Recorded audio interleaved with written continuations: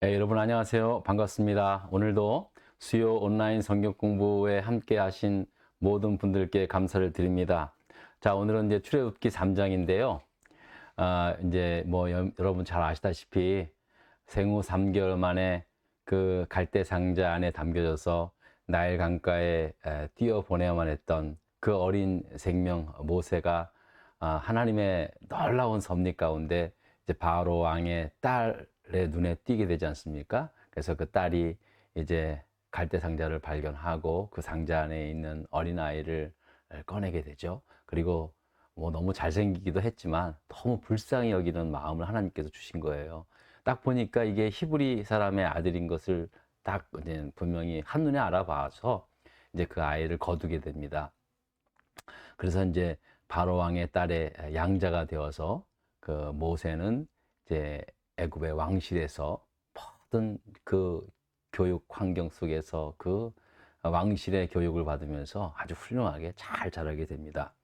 자, 그리고 이제 성인이 되었을 때 사도행전 8장을 보면은요, 모세의 나이 40이 되던 때에 그가 자기 형제 이스라엘 자손을 돌볼 생각이 났다고 그렇게 말씀하고 있습니다. 그러니까 모세가 어른이 되어서는 자기 민족, 그러니까 이스라엘 백성들을 위해서 저렇게 고통당하고 있는 우리 백성들을 위해서 내가 뭐 해야 할지, 뭘 어떻게 해야 할지, 어떤 삶을 살아야 할지를 계속 고민하고 있었다라는 것입니다. 그러니까 역시 그 모세는 인물은 인물인 것 같아요. 예? 사실 모른 척하고 지낼 수 있잖아요. 보통 대부분의 사람은요, 자기의 신분을 굳이 무슨 뭐 히브리 사람이라고 이스라엘 백성, 이스라엘 사람이라고 밝힐 이유가 뭐 있어요? 그냥 뭐 아무도 뭐라고 안 그러면 자기도 그냥 입 딱 다물고 살든지 뭐 나설 필요가 뭐 있겠습니까? 사실 모세가 왕실에서 자랐기 때문에 굳이 무슨 뭐 그런 일에 자기가 무슨 나타나서 할 이유는 없었죠. 그런데 그가 이제 이스라엘 민족에 대해서 어른이 되면서 점점 더 그 이 우리 형제 이 이스라엘 백성들이 어떻게 하면 이 어려운 고통스러운 상황에서 벗어날 수 있을까라고 하는 그런 고민이 생겨났다라는 사실입니다. 그러니까 인물이죠. 예. 자, 그런데 어느 날 이제 뭐 지난 시간에도 말씀을 드렸지만은 이제 모세가 이스라엘 사람들이 노동하고 있는 이제 그런 곳에 가봤는데 어느 한 그 애굽의 감독자였던 것 같죠? 그 사람이 막 이스라엘 사람을 막 무지막지하게 때리는 거예요. 근데 그 광경을 보니까 도무지 그냥 그 견딜 수가 없는 거죠. 정의감에 불타올라서 아무튼 어 자기 민족의 한 사람이 저렇게 억울하게 맞는 것을 보면서 도저히 참지를 못해요. 어떻게 했느냐? 이제 애굽 사람의 뒤를 쫓아가서 그 사람을 때려 죽이죠. 아무도 없나 좌우를 돌아보고 난 다음에 보는 사람이 없으니까 때려서 죽입니다. 그리고 이제 모래 안에 이제 파묻게 되죠. 이게 대단한 사람이죠. 그렇지만 결국은 다 들통나지 않습니까? 이제 애굽의 바로 왕도 이 같은 사실을 알게 되어서 당장에 모세를 잡아와라. 그래서 이제 명령을 내리게 되죠. 이제 모세는 이제 자기의 행위에 대해서 자기가 행한 일에 대해서 모든 게 다 들통나게 돼 버리니까 뭐 뒤도 안 돌아보고 이제 미디안 광야로 도망을 가게 됩니다. 무슨 도피 자금을 챙길 수 있는 시간적 여유도 없었어요. 그냥 바로 너 잡히면 죽는다라는 말을 어디서 들었는지는 몰라도 어쨌든 간에 자기의 모든 행위가 다 들통났다라는 사실을 알게 되는 순간 모세는 바로 미디안 광야로 이제 도망을 가게 된 것입니다. 뭐 그곳에 가서 당장에 무슨 일을 할 수 있는 것도 아니고 그저 하루하루 거의 숨어 지내다시피 하다가 이제 어느 날 우물 곁에 이제 앉아 있게 되었습니다. 이제 자, 그런데 이제 우물에는 뭐 사람들도 먹이지만은 또 마시지만은 또 이제 거기에 많은 뭐 양떼들이라든지 가축들을 먹이는 그러한 그 곳으로도 그렇게 사용을 했었나 보죠. 딱 보니까는 여자들이 양떼를 데리고 이제 우물가에 물을 먹이러 오는 거예요. 보통 보면은 다 목자들이 남자들이 대부분 하는데 여자들이 이제 양떼를 몰고 오는 겁니다. 알고 보니까 그 당시 미디안 제사장 부두엘의 그 딸들이었습니다. 자, 이 딸들이 이제 아마 아들이 없었나 보죠. 그래서 이제 딸들이 그 양떼를 몰고 와서 이제 자기들의 양떼를 물을 먹이려고 온 거예요. 그런데 이 여자들이다 보니까 다른 목자들이 좀 있었나 보죠. 좀 깔보고 막 먹이지 못하도록 뭐 방해를 했던 겁니다. 자, 그 광경을 지켜봤던 모세는 또 이제 정의감에 불타오르게 된 거죠.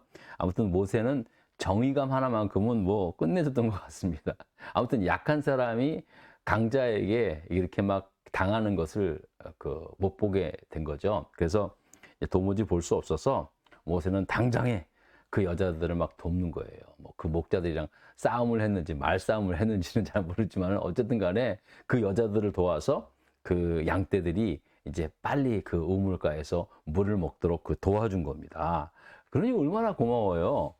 그리고 나서 이제 여자들이 뭐 고맙다 인사를 하고 이제 집으로 돌아가게 된 겁니다. 그랬더니 아버지 부엘이 아니 보통 평상시보다 너무 일찍 온 거예요. 아니 너네들 왜 이렇게 일찍 왔냐? 그러니까는 아버지 오늘은요 저희가 가보니까는 어떤 사람이 우리를 도와서 우물가에 이렇게 빨리 이렇게 도와서 이제 그 사람 때문에 우리가 양떼들을 이렇게 방해 없이 물을 이렇게 금방 먹일 수 있게 되었어요. 그래서 일찍 돌아오게 되었노라고 이제 자초지종을 얘기를 한 거겠죠? 그랬더니 이 제사장이자 이 딸들의 아버지인 루엘은 아니 그럼 그 사람을 어떻게 했냐? 그러니까는 아니 그냥 고맙다고 하고 돌아왔는데 그러니까 이 말이나 되냐 너네들?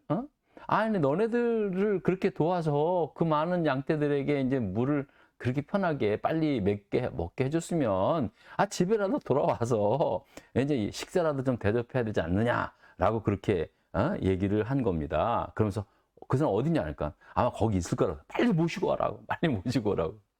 아마 루엘이 가만히 들어보니까 이 사람 보통 사람이 아닌 것 같아서 이제 그렇게 한 것 같아요.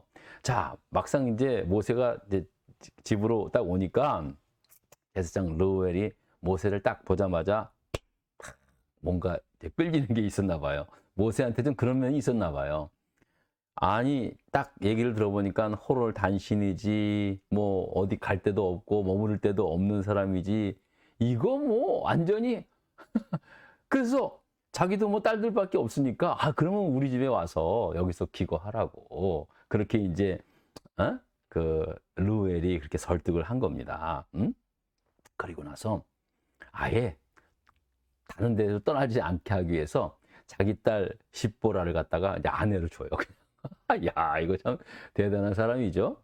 그러니까 뭐 그러면서 사위를 삼았긴 하지만은 사실은 이제 루엘 입장에서 봤을 때 이게 남자도 없이 맨날 자기 딸들이 가서 양떼를 먹이려니 얼마나 힘들었겠어요. 그런데 이렇게 생긴 것도 잘생겼지, 똑똑하지, 말도 잘하지, 뭐 그러니까 이거 단번에 마음에 들었나 봐요. 그래서 딱 붙잡고 그냥 자기 딸까지 딸하고 결혼을까지 아예 시켜버리는 거예요. 그냥. 그리고 나서 막 거의 대릴 사위 같이 그렇게 이제 뭐 대릴 사위죠 뭐 그렇게 삼아버린 겁니다. 자, 그렇게 해서 이제 모세랑 같이 살게 되죠. 모세는 그곳에서 이제 아들까지 낳습니다. 그 첫 아들을 낳자 그 첫 아들의 아들 이름을 어떻게 줬냐면은 내가 타국에서 나그네 되었다라는 뜻의 이름으로 게르솜이라고 이름을 줬습니다. 그러니까 그 아들의 이름을 내가 타국에서 나그네 됐다라고 하는 이름의 뜻을 지은 걸 보면은 그 모세의 심정이 어떠했는지 알겠죠. 모세가 참 정말 진짜 자기의 신세가 얼마나 지금 그렇게 되었는가를 참 한탄하는 마음 그런 마음으로 이제 아들의 이름을 게르솜이라고 그렇게 이름을 지었다는 사실입니다. 그러면서 이제 모세는 이제 꼼짝없이 자기 장인의 모든 양떼를 돌보는 일을 하면서 그렇게 이제 한 해, 두 해 살아가게 되었습니다. 이제 자 보세요.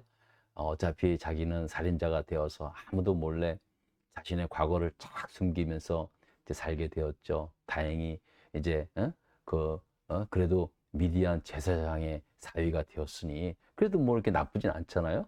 그리고 또 이제 또 아들도 없고 또 많은 비록 장인 어른은 거지만은 많은 양떼들을 거느리면서 어쨌든 한 해, 두 해 목축업을 하면서 양떼들을 치면서 그렇게 살게 되었던 것입니다. 자, 그런데 어느 날 이제 이 모세는요, 이제 장인의 양떼를 몰고 가면서 호렙산이라고 하는, 이 호렙산이 하나님의 산이라고 불러지는데 아무튼 호렙산이나까지 이르게 된 겁니다. 성경을 보면 이렇게 전체적으로 보면 하나님이 이제 모세를 글로 인도를 하는 거예요. 그를 인도를 하는 거예요. 자, 3장 이제 그래서 이제 1번을 보겠습니다. 3장 1번을 보겠습니다. 제가 읽어보겠습니다, 여러분. 자, 모세가 그의 장인 미디안 제사장 이드로의 양떼를 광야 서쪽으로 인도하여 하나님의 산 호렙에 이르렀을 때 보았던 기이한 광경은 무엇입니까? 라는 질문입니다. 자, 2절, 3절의 말씀인데요. 2절, 3절을 또 한번 읽어보겠습니다. 성경을 한번 펴시고요. 출애굽기 3장 2절, 3절을 읽겠습니다. 여호와의 사자가 떨기나무 가운데로부터 나오는 불꽃 안에서 그에게 나타나시니라. 그가 보니 떨기나무에 불이 붙었으나 그 떨기나무가 사라지지 아니하는지라. 이에 모세가 이르되 내가 돌이켜 가서 이 큰 광경을 보리라. 떨기나무가 어찌하여 타지 아니하는고 하니 라고 말하고 있습니다. 자, 모세가 이제 그 양떼를 장인 그 어른의 양떼를 이제 몰고 이제 그 하나님의 산 호렙산까지 어디 가게 된 거예요.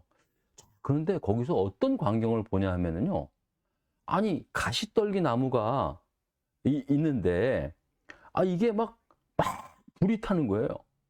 그런데 문제는 뭐냐면은 막 불이 분명히 타고 있는데 나무는 태워지가 않는 거예요.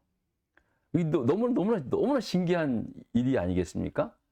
그리고 또 뭐가 보이냐면은 그 불꽃 가운데 하나님의 사자가 이렇게 보이는 거예요. 예?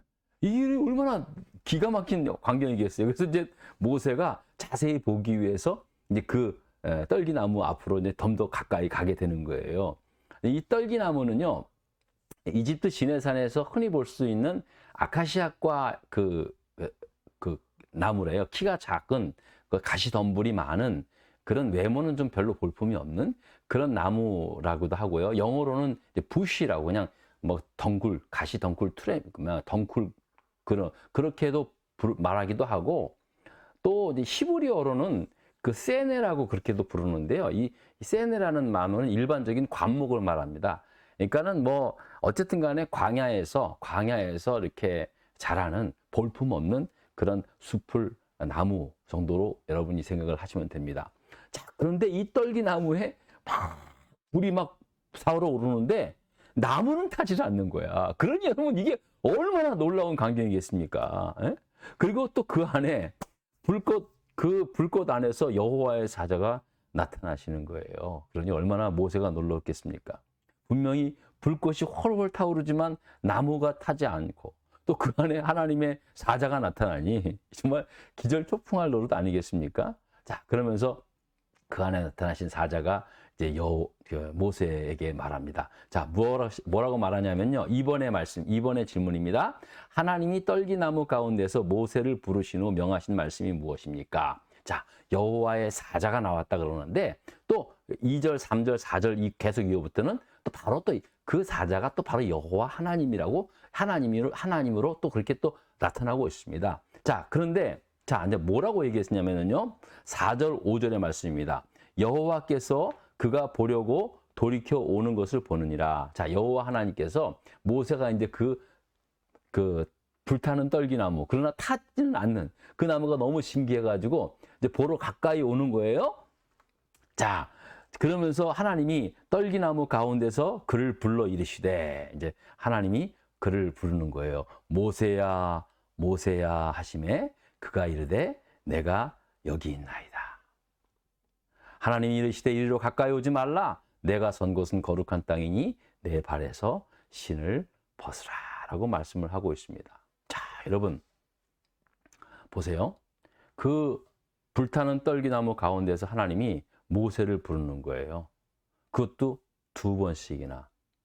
그랬더니 모세는 깜짝 놀라면서 내가 여기 있습니다. 라고 그렇게 이제 응답을 한 겁니다. 자, 그런데 여러분 한번 생각해 보세요. 모세라는 이름은요, 이미 애굽에서 사람을 죽이고 난 뒤 미디안 광야로 떠나면서 사실은 사용하지도 않았던, 들어보지도 못했고 부르지도 않았던 그런 이름이었습니다. 여러분 그렇지 않겠어요? 만약에 미디안 광야에서 모세라고 하면은요, 저 애굽 사람 모세?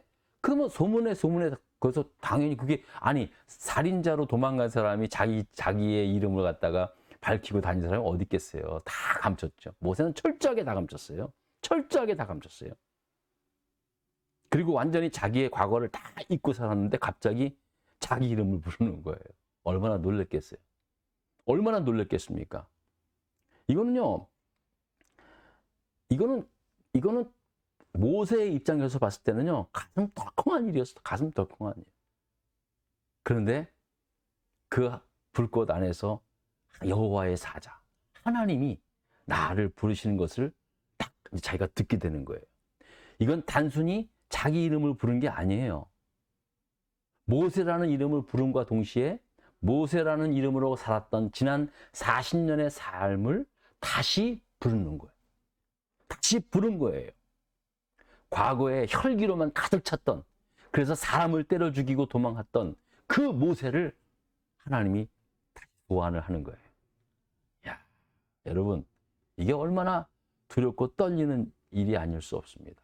하지만 또 한편으로는 잊고 싶었던 그런 자신의 과거를 다시 소환을 하시는, 다시 그 이름을 부르면서 자기를 부르시는 그 하나님 앞에서 너무나 감동이 있는 거예요. 그렇지 않겠습니까, 여러분? 자신은 분명히 잊고 싶었지만 그러나 잊을 수 없는 이름 아니겠습니까? 그런데 그 이름을 하나님이 나를 불러주는 거예요.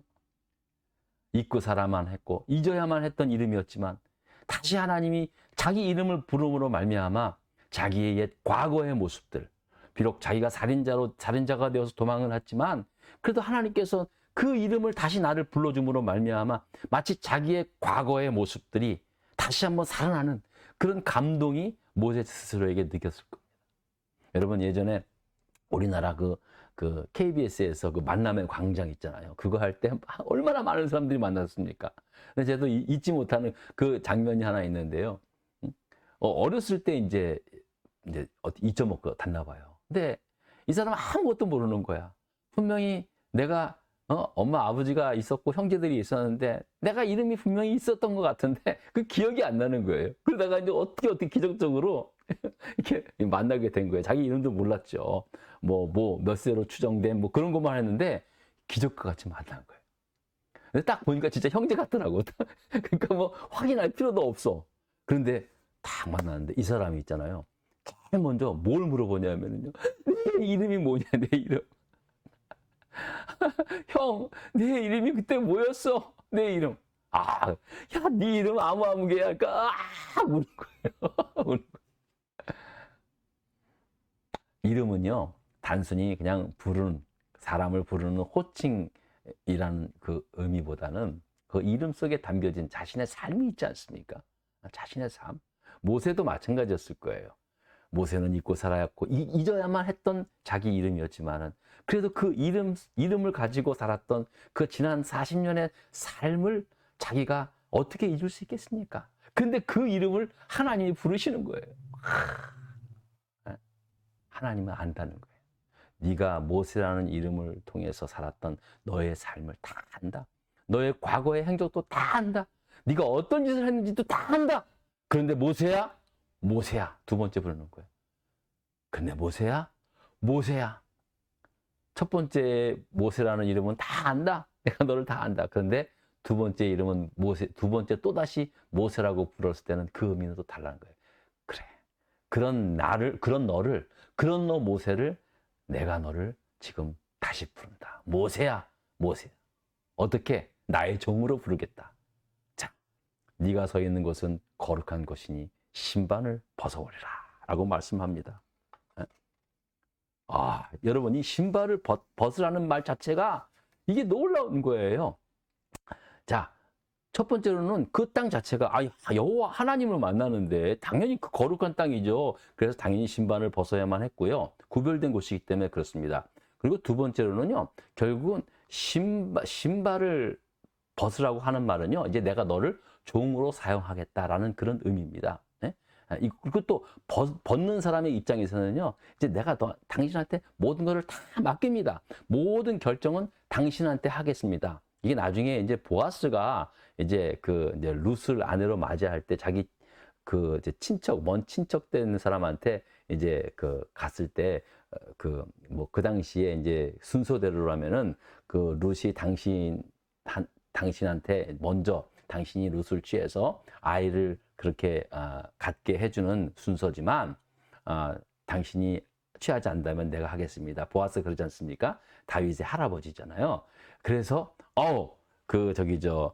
그 친척이 그렇지 않다. 그래서 자기가 신발을 벗어주잖아요. 그러니까 네 마음대로 하라는 뜻이에요. 그러니까 신발을 벗는다는 의미는요, 그런 의미가 있습니다. 내가 너를 종으로 택하겠다라는 의미도 있지만 또 신발을 벗어줌으로 말미암아 당신한테 모든 걸 다 맡기겠습니다.